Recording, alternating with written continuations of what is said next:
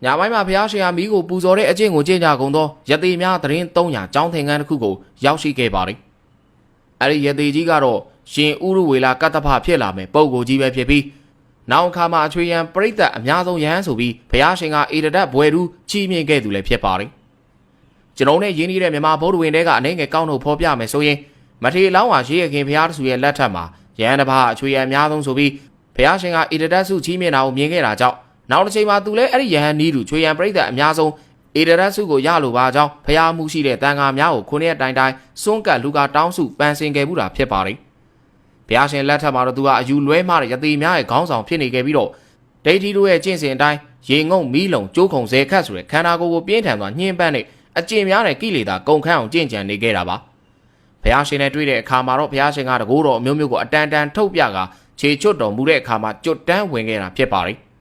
အသေးစိတ်ကြီးညိုနာကြားခြင်းနဲ့ဆိုတော့ဥရဝေလာကတ္တဗဆိုပြီး YouTube ပေါ်အလွယ်တကူရှာဖွေနိုင်ယူနိုင်ပါကြောင်းကြားဖြတ်တင်ပြရတဲ့ဇာတ်လမ်းလေးကိုကျွန်တော်တို့ပြန်ဆက်ရအောင်ပါ။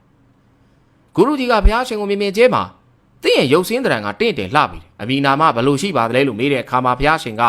တိဋ္ဌထဂေါရမလို့ခေါ်တွင်ကြောင်းဖြေဆိုခဲ့ပါတယ်။ဂုရုကြီးကဩသင်ကို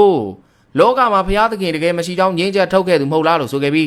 းဘုရားရှင်ကလောကမှာဘုရားသခင်ရှိတယ်လို့လည်းမဆိုမရှိဘူးလို့လည်းမဆိုခဲ့ဘူးလို့ဆိုလိုက်ပါတယ်။ဂုရုကြီးကကောင်းပါပြီဒီအကြောင်းကိုမနေ့ပြန်ဆက်ပြီးတော့ဆွေးနွေးကြတာပေါ့အခုတော့ညင်နဲ့လှပါပြီကျွန်တော်ရဲ့အကြောင်းသင်ခန်းမှာပဲတညတာအနားယူလိုက်ပါလို့ဆိုခဲ့ပါတယ်။ဘုရားရှင်ကအကြောင်းသင်ခန်းအလုပ်တစ်ခုကိုညွှန်ပြကအဲ့ဒီမှာပဲတဲခိုပြစီလို့ဆိုလိုက်ရမှာရသင်ငယ်တစ်ပါးကအဲ့ဒီမှာအစိပ်ပြင်းတဲ့မွေဆိုးတစ်ကောင်ရှိတာကြောင့်အန်ဒီရရှိနိုင်တယ်လို့ဆိုခဲ့ပါတယ်။ဘုရားရှင်ကဒီအတွက်ဘာမှစိတ်ပူဖို့မလိုကြောင်းပြောကဒီအကြောင်းသင်ခန်းတွေကိုဝင်သွားခဲ့ပြီးရသင်ငယ်ကဂုရုကြီးကိုသူ့ကိုတားသိမ်းပါတယ်ဆရာသခင်လို့ဆိုလိုက်ပါတယ်။ဒါပေမဲ့ဂုရုကြီးကဒီကိုတော့ကိုကြည့်ရတာဆုံးဖြတ်ချက်ကိုလွယ်လွယ်ပြင်မဲ့သူမဟုတ်ဘူးလို့ဆိုခဲ့ပါတယ်။အဲ့ဒီညဘုရားရှင်တရားရှုမှတ်နေချိန်မှာအမှန်တကယ်ပဲမွေဆိုးကြီးထွက်လာခဲ့ပြီးတော့ရံပူဖို့လှုပ်ခဲ့ပေမဲ့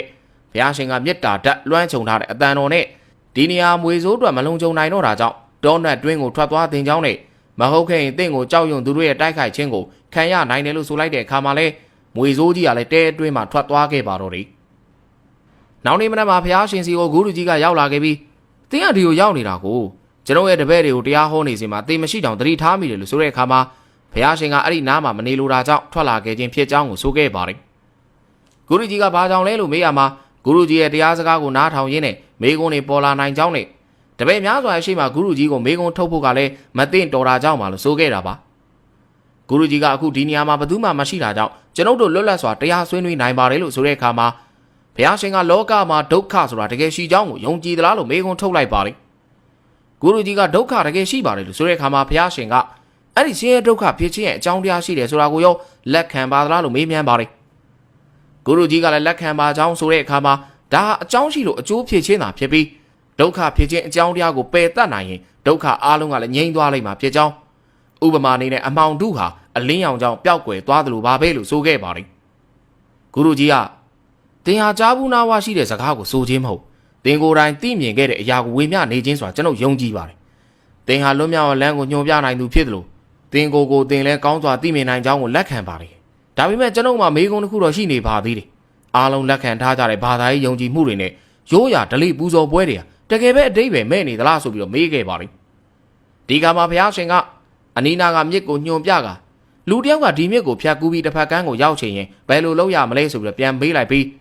ဂုရုကြီးကမြစ်ကိုဖြတ်ပြီးတစ်ဖက်ကမ်းကိုရောက်လို့ရေကူးရတော့၎င်းလှေနဲ့တော့၎င်းဖြတ်ကူးနိုင်ပါတယ်လို့ဆိုခဲ့ပါတယ်။ဘုရားရှင်ကအဲ့ဒီလူဟာရေလဲမကူးနိုင်လို့လှေလဲမလော်ခြင်းပဲဘုရားသခင်ကိုတိုင်တယ်ကမြစ်တစ်ဖက်ကမ်းကသူ့စီလာပါစေလို့တောင်းစုပြုတ်နေရင်ဘယ်လိုခေါ်မလဲလို့ဆိုလိုက်တာပါ။ရသေးကြီးကဒါဆိုရင်အဲ့ဒီလူဟာမိုင်မဲဆုံးလူသားပါပဲလို့ဆိုတဲ့အခါမှာဘုရားရှင်ကထိုနည်းတူစွာပဲလွတ်မြောက်ရာလမ်းကိုရောက်လို့သူဟာအမှန်တရားကိုမရှာဖွေပဲရိုးရာဓလေ့တိုင်းပူဇော်မှုအမျိုးမျိုးပြုလုပ်ခြင်းနဲ့အစာငတ်ခံခြင်းလိုမျိုးမိမိကိုယ်ကိုနှိပ်စက်တဲ့အကျင့်တွေဘလို့ပဲကျင့်ပါစေအဲ့ဒီသူဟာဒီဘက်ကန်းကနေမြစ်တစ်ဖက်ကန်းကိုဘယ်နည်းနဲ့မှရောက်နိုင်မှာမဟုတ်ပါဘူးဆိုပြီးတရားပြခဲ့ပါတော့တယ်ဂုရုကြီးကလည်းဘဝင်ခိုက်သွားခဲ့ပြီးတော့ကျွန်ုပ်ကျမ်းစာပေါင်းများစွာသင်ကြားခဲ့ဘူးသူတို့တရားများစွာလည်းနာကြားဘူးပါတယ်ဒါပေမဲ့ဘဝရဲ့အမှန်တရားကိုသင်လို့လွယ်ကူရိုးရှင်းစွာနဲ့ဘယ်သူမှရှင်းမပြနိုင်ခဲ့ပါဘူးသင်ဟာလူသားအလုံးရဲ့မှန်ကန်သောတရားလမ်းကြောင်းစီပို့ဆောင်ပေးမဲ့သူပါပဲမေတ္တာတရားကြီးမားလာသောရှင်ဗုဒ္ဓကျွန်ုပ်ကိုသင်ရဲ့တပည့်ဖြစ်ခံဝင်ပြုပါတော့လို့ဆိုကတရဏဂုံ၃ပါးကိုစောက်တည်ခဲ့ပါတော့တယ် နောက်တစ်နေ့မှာတော့ရှင်ဥရဝေလာကတ္တဗနဲ့တူသူ့ရဲ့တပည့်များအားလုံးရဟန်းခံပြီးတော့သာသနာဘောင်ကိုဝင်ခဲ့ကြတာကြောင့်မြေကမ်းတစ်လျှောက်မှာသင်္ကန်းရောင်ဝါများနဲ့ဖုံးလွှမ်းလို့နေခဲ့ပါတော့တယ်ဘုရားရှင်တိုင်းဥရဝေလာကတ္တဗနဲ့တပည့်များအားလုံးရဟန်းခံသွားတဲ့တဲ့ရင်ကိုမာကရပြည်ကတော်ဝင်ပုံနာသိရှိသွားချိန်မှာအကြီးအကျယ်စိတ်ဆိုးဒေါသထွက်ကုန်ကြပါတယ်ဘုရားရှင်ဟာပုံနာတော်များရဲ့ကျမ်းစာကိုစွန့်ပယ်သူဘုရားသခင်ကိုလည်းမယုံကြည်တာကြောင့်ဗုဒ္ဓဟာသူတို့ရဲ့သာသနာကိုဖျက်ဆီးမယ်သူပဲလို့သမုတ်ကြကုန်ပါတယ်တော်ဝင်ပုံနာကြီးကဗုဒ္ဓရဲ့သာသနာဖျက်ဆီးမဲ့လုပ်ရတွေကိုဆောင်ရွက်ခွင့်ပေးလို့မဖြစ်ဘူးကျွန်တော်ကိုယ်တိုင်သူ့ရဲ့ဥကောင်းကိုဖျက်ပြီးတော့မာကရတိုင်းပြည်အဝင်တကားဝါမှာချိတ်ထားမယ်ဒီအတွက်မင်းကြီးဗိမ္မာတာရောက်အကြံပြုချက်ပေးရမှာပဲလို့ဆိုနေခဲ့တာပါမင်းကြီးညီလာခံတက်ရောက်လာချိန်မှာတော်ဝင်ပုံနာကြီးကအရှင်မင်းကြီးပြင်းထန်သောမုံတိုင်းတစ်ခုတိုက်ခတ်လာပါတော့မေကျွန်တော်တို့ရဲ့ဘာသာတရားနဲ့ထုံးတမ်းစင်လာတွေကိုဖျက်ဆီးမဲ့သူပေါ်ပေါက်လာနေပါပြီလို့ရှောက်တင်လိုက်ပါတယ်မင်းကြီးကဟာတာရီမောလိုက်ပြီးအဲ့ဒီလူကဘသူမို့လို့လဲဘာရီပြန်ဟောကြားနေတယ်လို့ပြန်မေးရမှာပုံနာကြီးကအဲ့ဒီလူကဘုရားသခင်ကိုမယုံကြည်သလိုကျမ်းစာတွေကိုလည်းစွန့်ပယ်ပါတယ်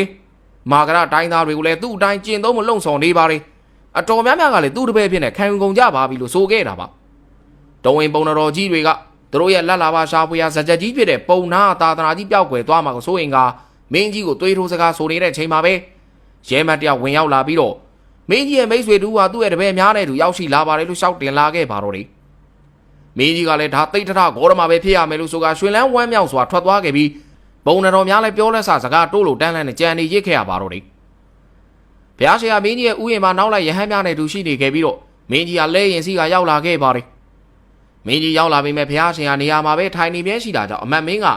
အရှိမင်းကြီးရောက်လာတာတော့ထွက်မကြိုဆိုတဲ့သူဟာအလွန်မောက်မှရိုင်းဆိုင်တာပဲလို့ကပ်ပြောလိုက်ပါတယ်ဒါပေမဲ့မင်းကြီးကလက်ကာပြလိုက်ပြီးတော့ဘုရားရှင်ကြီးကိုဖြင်းချင်းသွားနဲ့ရှောက်သွားခဲ့ပါတယ်အနည်းကိုရောက်တော့ဘုရားရှင်ကမင်းကြီးကိုဂရီပေးခဲ့ဘူးတဲ့အတိုင်းပဲမာကရာကိုရောက်လာခဲ့ခြင်းဖြစ်ကြောင်းကိုဆိုခဲ့ပြီးတော့မင်းကြီးကသင်ဟာပြောတဲ့စကားတိုင်းပေါ့ဂရီသစ္စာတီမြဲတယ်ဆိုတာကျွန်ုပ်သိပါတယ်ခုချိန်မှာသင်ကိုမြင်ရတာလဲနောက်ဆုံးချိန်တွေးခဲ့ခြင်းနဲ့လုံးဝမတူးတော့တာအမှန်ပါသင်ဘသူဖြစ်သွားပြီလဲလို့မေးခဲ့ပါတယ်ဘုရားရှင်ကဥရဝေလာတောစီကဒကာဒကမာများခေါ်ဆိုတဲ့အတိုင်းဗုဒ္ဓလို့အမည်တွင်ခဲ့ကြောင်းကိုဆိုခဲ့တဲ့အခါမှာမင်းကြီးကလည်းဗုဒ္ဓဆိုတဲ့အမည်ကိုရေရွတ်ကကြီးညိုတရားတရားများတိုးပွားလျက်ရှိနေပါတော့တယ်မင်းကြီးကတိတ်တထကနေဗုဒ္ဓဖြစ်ပြောင်းလဲသွားခြင်းဟာအလွန်တရာကိုမှထူးဆန်းအံ့ဩဖွယ်ရပါပဲသင်ရဲ့ဒီကြီးငိမ့်ညမ်းလို့တဲ့အမူအရာကိုကြည်ချင်းအဖြစ်ဉာဏ်လင်းကိုရှာတွေ့ခဲ့ပြီဆိုတာသိတာထင်ရှားနေပါလေဆိုခဲ့တာပါအဲဒီနောက်ဘုရားရှင်ဟာမင်းကြီးရဲ့မိကုံးများကိုဥပမာများစွာနဲ့ဖြေဆိုပေးကအလေလက်လန်းစင်နဲ့မိမိကိုယ်ကိုကောင်းစွာသိမြင်နိုင်မယ့်နီလန်းများကိုတရားဟောကြားခဲ့ပါတော့တယ်တရားအဆုံးမှာမင်းကြီးလည်းဘုရားရှင်ရဲ့ခြေဆုံးကိုဥခိုက်ကတရဏဂုံစောက်တီခဲ့တော့တာပါအဲဒီနောက်မင်းကြီးဟာဘုရားရှင်နဲ့နောက်လိုက်ရဟန်းများအားလုံးကိုလာပြည့်နေမှာစွန့်ကပ်လူလိုပါကြောင်းရှောက်တင်ခဲ့ပြီးတော့ဘုရားရှင်ကလည်းခေါင်းညိတ်လက်ခံခဲ့ပါတော့တယ်နန်းတော်ကိုပြောင်းတော့အမတ်မင်းကဗုဒ္ဓရဲ့အသွင်များကြီးညိုပွဲရာရှိကြောင်းတော်ဝင်ပုံနာကြီးကိုပြောပြခဲ့ပါတယ်ပုံနာကြီးကသင်ကိုယ်တိုင်လည်းဗုဒ္ဓရဲ့ညှို့ငင်မှုတဲ့တက်ရောက်သွားပြီလားလို့မေးရမှာကျွန်ုပ်တော့မဟုတ်ပါဘူးမင်းကြီးကိုတော့ဗုဒ္ဓကလွှမ်းမိုးထားလိုက်ပြီတခါမှမမြင်ခဲ့ဘူးတဲ့ပုံစံနဲ့မင်းကြီးကဗုဒ္ဓရဲ့ရှေ့မှာလက်အုပ်ချီမိုးပြီးခလေးတယောက်လိုမေးခွန်းနဲ့အဆက်မပြတ်မေးနေခဲ့တာပဲလို့ဆိုလိုက်ပါတော့တယ်ပုံနာကြီးကသင်အားခြေကားပြောဆိုနေတာပဲလို့ဆိုလိုက်ရမှာအမတ်မင်းက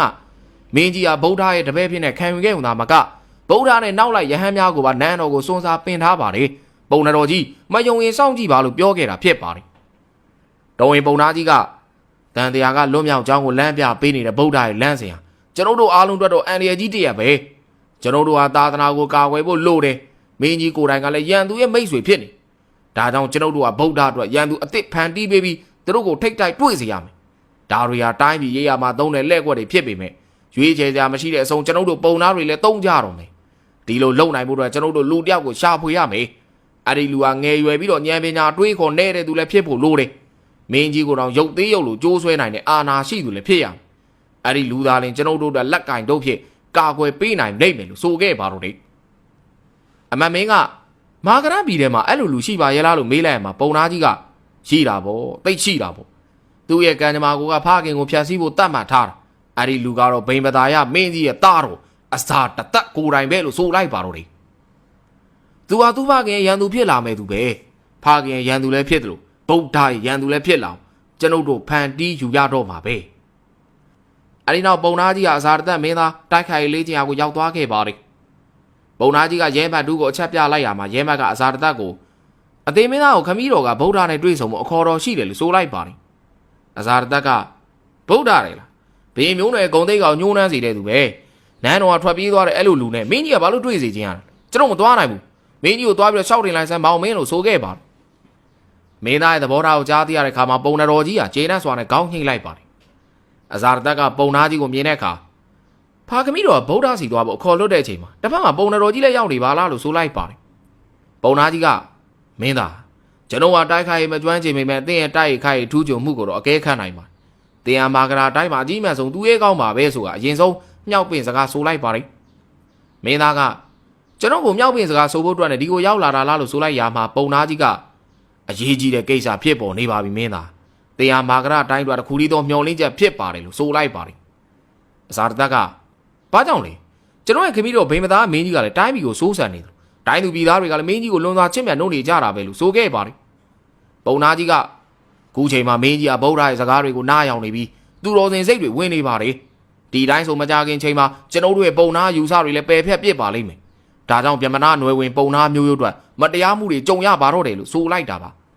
အစာတသက်ကပုံတော်ကြီးကစိုးရိမ်လွန်နေပါပြီဖာကမီးတော်ဒီလိုပြုတ်ပါမလားလို့ဆိုလိုက်တဲ့အခါမှာပုံသားကြီးကအသိမင်းသားဒီကိစ္စကိုပေါ့ပေါ့မတွေးပါနဲ့ဗုဒ္ဓရဲ့စကားတွေကိုနားယောင်နေတဲ့မင်းကြီးဟာသူတော်ကောင်းစိတ်ဝင်သွားရင်နေမြေလဲချဲ့တွင်တော့မှမဟုတ်ပါဘူးဒါပြင်တိုင်းတစ်ပါးစိတ်ပြူခြင်းတွေကိုပါသီးခံနေဖြစ်မင်းသားနန်းတက်တဲ့အချိန်ရောက်ရင်တိုင်းပြည်ပိုင်တဲ့ဟာရွာငယ်လေးတာတာပဲရှိပါတော့မယ်ဒါဟာကျွန်တော်အပူပင်ဆုံးကိစ္စပါပဲလို့အာနာနဲ့မလုံးပေးကနောက်ဆုံးစကလုံးကြီးကိုပြစ်သွင်းလိုက်ပါတော့တယ်အဇာတသက်ကလည်းဟာဒီလိုတော့ဖြစ်မခံနိုင်ဘူးအတင်ပုံသားရှိမှကျွန်တော်တစ္ဆာကျိန်ဆိုတယ်မာကရတိုင်းဟာအရက်ရှင်းမျက်နှာကိုနေမြေချဲ့ထွင်ရမယ်ကျွန်တော်ကမဟာအေဂရီကြီးဖြစ်မင်းပေါင်းကိုအုပ်ဆိုးမယ်တကဘာလုံးကျွန်တော်ရဲ့ချင်းဝစ်စင်ခါစားကြမယ်ပြီးတော့ပုံသားမျိုးရဲ့ဗမာနာအယူဝါဒဟာလေကျွန်တော်နဲ့အတူတူရေရှည်တည်တံ့စေရမယ်ဆိုပြီးတော့တစ္ဆာဆိုခဲ့ပါတော့တယ်တပတ်မှာမင်းကြီးဗိမသာရဟာဘုရားရှင်စီကိုအမြဲလိုရောက်နေတတ်ပြီးတော့ဘုရားရှင်ကလောဘဒေါသမောဟများအကျိုးအပြစ်များကုသိုလ်အကုသိုလ်နဲ့ဘဝဆက်ဆက်လိုက်ပါအကျိုးပေးမဲ့ကံတရားများဘဝရဲ့အမှန်တရားအစစ်ဖြစ်တဲ့ဉာဏ်လင်းရဖို့အတွက်ကြင်ကြံဒီများစတာတွေကိုဟောဖို့ညွန်ပြပေးနေခဲ့တာကြောင့်မင်းကြီးကတဏှိတခြားဗုဒ္ဓအပေါ်မှာပုံပုံတက်ဝင်ယုံကြည်လာခဲ့ပါတော့တယ်တပတ်မှာတော့ရတော်တရားနန်းဆောင်တွင်းမှာစီမီများစွာထွန်းညှိထားတာကြောင့်ဂေါတမီက